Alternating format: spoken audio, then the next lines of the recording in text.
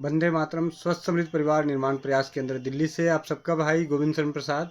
भाई राजीव दीक्षित जी के व्याख्यानों से प्रेरित और प्रोत्साहित होकर स्वदेशी चिकित्सा के प्रति जागरूकता का कार्य जमीनी स्तर पर और सोशल मीडिया के माध्यम से कर रहा हूँ। और इस कार्य को करने में आप सभी का जो सहयोग, आशीर्वाद, अनुभव, मार्गदर्शन मिल रहा है, उसके लिए कोटि कोटि नमन, दिल की गहराइयों से हार्दिक धन्यवाद। अभी हमारे पास आए हुए हैं भैया, और भैया के पास एक बहुत ही बेहतरीन अनुभव है पित्त की थैली की पथरी का। तो हम जानते हैं कि किस प्रकार इन्होंने अपनी धर्मपत्नी का पित्त की थैली की पथरी का ऑपरेशन जो होना था, वो ऑपरेशन पिछले 4 सालों से टल गया और पूरी तरह से स्वस्थ भी हैं। तो मैं चाहता हूँ कि भैया वो पूरी जानकारी आप बताएं, अपना परिचय भी दें। सिरसा के रहने वाले हैं, जयपुर में रहते हैं और अभी दिल्ली में आए तो आते ही मिलने आए हैं। तो सबसे पहले इनके पास जो अनुभव है, और हमारा जो उद्देश्य भी है कि अनुभवों से हौसले बढ़ते हैं, विश्वास बढ़ता है, ज्ञान बढ़ता है। तो अनुभवों के आधार पर स्वदेशी चिकित्सा के प्रति क्रांति करने का जो जागरूकता निकाली है, इसमें बहुत बड़ा रोल मिल रहा है। और रसोई घर ब्रह्मांड की प्रथम औषधालय जो जागरूकता अभियान है, तो इसमें देखते हैं कि रसोई घर से किस प्रकार पित्त की थैली की पथरी का ऑपरेशन पिछले 4 सालों से टला ही नहीं, स्वस्थ भी हैं, और पित्त की थैली की पथरी का साइज बहुत ज़्यादा छोटा भी हुआ। तो मैं जानना भैया से यही कहूँगा कि पूरी विधि विधान जिस तरीके से आप ही, मैं तो ये कहूँगा कि आप पूरी घटना ही सुना दीजिए कि क्या घटना घटी थी। तो भैया आपका बहुत बहुत स्वागत है जी।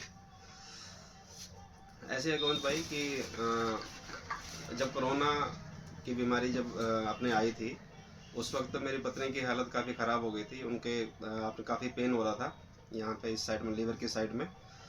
और फिर मैं लेके गया डॉक्टर के पास, तो डॉक्टर ने बोला इनको पित्ते में पथरी है 20 mm की।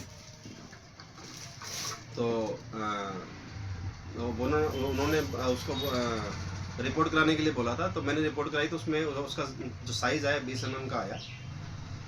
और फिर उन्होंने बोला कि अभी इसमें इन्फेक्शन है, तो अभी इसका ऑपरेशन तो कर नहीं सकते हैं। तो अभी और उनका खून भी काफ़ी कम था, 7.5 ग्राम था।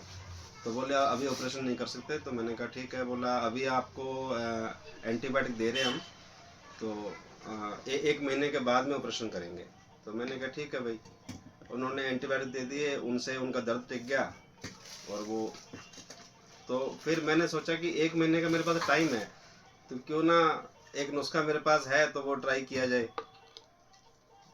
तो 1 महीने फिर मैंने उसी दिन से मैं बादाम लेके आया, और मुनक्का, और खरबूजे का मग्ज, और इलायची। तो इसके अंदर हमने क्या किया कि 5 बादाम रात को भिगोए और सुबह छीलकर वो निकाल लिए। और उसके अंदर 5 मुनक्का बीज निकाल करके वो डाले, और 1 चम्मच मगज डाला, और 2 इलायची डाला। और वो जो अपने खरल होती है घर में मसाला कूटने वाली, तो वो उसके अंदर हमने उसको पीसा। बिल्कुल महीन पीसना है, 10 से 15 मिनट लगेंगे आपको। और थोड़ा थोड़ा चम्मच से पानी डालते जाइए और उसको पीसते जाइए, बिल्कुल महीन पीसा जाएगा वो। फिर उसके अंदर 1 गिलास पानी डाल करके, मतलब उतना पानी जितना आपने उसको पी सको आप, और उसको एक कपड़े में डाल करके छान लीजिए। बिल्कुल उसको बारीक उसको छान लिया, 2 तह उसकी करके कपड़े की, उससे छान लीजिए आप उसको। फिर वो पानी आपने पीना है घूट घूट करके, आराम से सिप सिप करके। वो सिर्फ एक ही टाइम पीना है, सुबह खाली पेट। ये हमने 1 महीने तक किया। और 1 महीने के बाद में फिर हम वहाँ गए अपने अल्ट्रासाउंड कराने। और 1 महीने तक हमें कोई तकलीफ भी नहीं हुई किसी प्रकार की, क्योंकि जब तक एंटीबायोटिक्स का वो असर ख़त्म होना था, तब तक हमने जो नुस्खा अपनाया उसका वो असर शुरू हो गया था। तो फिर 1 महीने के बाद में जब हम मतलब उसी हम उस पे गए थे, वो अब उसको क्या बोलते हैं, डायग्नोस्टिक वाला जो होता है, डायग्नोस्टिक सेंटर, जिससे पहले कराई थी, उसी के पास गए थे। और फाइल के अंदर उसकी रिपोर्ट लगी हुई थी। तो उसने फाइल वाली उसने रिपोर्ट देख ली थी, 20 mm की बता रहा है। फिर दोबारा चेक किया, तो मेरी मैडम ने बाहर आके बताया कि उसको पथरी नहीं मिल रही थी। ऐसा डॉक्टर बोल रहा था कि यार पथरी मिल नहीं रही है मेरे को। ऐसा मेरी पत्नी ने मेरे को आके बोला बाहर आकर के, क्योंकि बहुत भीड़ होती थी वहाँ पे, हम तो अंदर जाते नहीं थे, तो खाली वही जाते थे। तो वो हंसती हुई बाहर आई, बोला मेरे को पथरी मिल नहीं रही है, ऐसा डॉक्टर बोल रहा था। मैंने कहा ऐसे कैसे, ये तो कमाल हो गई। तो फिर मैंने रिपोर्ट देखी, तो रिपोर्ट के अंदर 5 mm उसने लिख रखा। तो मैंने कहा इसमें 5 mm लिखा है। बोला उसने पता नहीं कैसा लिखा है, लेकिन डॉक्टर ये बोल रहा था मेरे को, बोला पथरी मिल नहीं रही है, पथरी मिल नहीं रही है, कहाँ गई। क्योंकि वो 20 mm के हिसाब से देख रहा था, क्योंकि उसको पता है कि 20 mm की रिपोर्ट मैंने दे रखी है महीना पहले। तो फिर हम वो रिपोर्ट ले करके फिर हम डॉक्टर के पास गए, जिससे हमारा मतलब बातचीत हुई थी। तो उन्होंने रिपोर्ट देखी, वो कहते हैं अब बिल्कुल ठीक है, अब ऑपरेशन कर सकते हैं। तो उस वक्त मैंने बाहर आकर के फिर मेरे भैया से बात करी, क्योंकि भैया भी डॉक्टर हैं, तो उनसे मैंने बात करी। तो भैया बोले तो एक बार ऐसे करो, अपने घर आ जाओ, अगर अभी कोई तकलीफ नहीं है आपको तो आप घर आ जाओ। तो फिर हम घर आ गए, और उसके बाद से अभी तक जो है कोई तकलीफ है नहीं अब आप इस प्रकार के, और यहाँ पे उसके बाद में दर्द नहीं उठा कभी। तो मेरे हिसाब से तो ठीक है। 20 mm की पथरी थी, 5 mm हो गई है, 5 mm है भी नहीं है राम जाने, लेकिन तकलीफ नहीं है जी। हाँ, ये मेरा अनुभव है। तो भैया ने आपको अपने जीवन का एक सत्य घटना, पित्त की थैली की पथरी का, जो 2020 और आज 2024 है, यानी कि अगर लगभग अगर बात करें तो 3-3.5 साल तो हो ही गए इस बीच में। हाँ जो भी है, तो हाँ जी, 3.5 साल के सफ़र में पित्त की थैली की पथरी तो एक साधारण सा खाने पीने का नुस्खा है। कुछ ना कर सके तो खाने पीने के रूप में करें। और ऐसे भी मैंने भी एक पुस्तक पढ़ी है, आयुर्वेद, सर्जरी से पहले आयुर्वेद आजमाएं, हाँ जी, अनुराग विजयवर्गीय जी द्वारा लिखित। उसमें इसी प्रकार के कई नुस्खे हैं कि खाना खाने के बाद इलायची खाना चाहिए, सौंठ उबाल के पीना चाहिए, और बादाम, काली मिर्च, मुनक्के को पीस के उसकी ठंडाई बना के पीनी चाहिए। तो इस तरह के उपचार पहले भी वर्णित है। तो इसका मतलब कि हम कर सकते हैं, और ना करने से अच्छा है कुछ करें।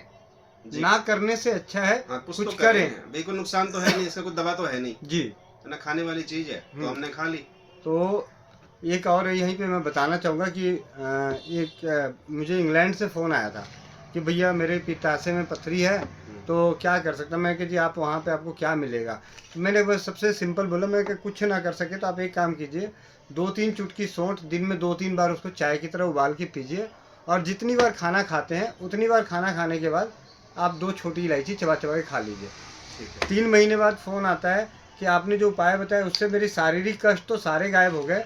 डॉक्टर कह रहे हैं कि आपकी पित्त की थैली की पथरी में कुछ कमी आई है, जो अब छोटे छोटे दाने दिख रहे हैं। तो मतलब कहीं ना कहीं या तो ब्रेक हुआ, टूटा, जो भी हुआ। हाँ, सही छोटा तो हुआ उसका। और अगर हम तीसरी बात करें तो आज हम पित्त की थैली की पथरी पे जैसे ही होता है तो लोग कहते हैं जी नहीं, इसमें तो ऑपरेशन ही होगा, ऑपरेशन ही है। क्योंकि यहाँ से निकलने का कोई चांस नहीं है। हाँ, ठीक है, बात वो भी अपनी साइंस के हिसाब से सही कह रहे हैं, जो भी बिल्कुल कह रहे ठीक हैं। है, हाँ, तो मैं ये कहना चाहता हूँ कि पित्त की थैली की पथरी आज ही बनती थी या बाबा आदम के ज़माने में भी बनती रही होगी? बनते रही होगी वो तो।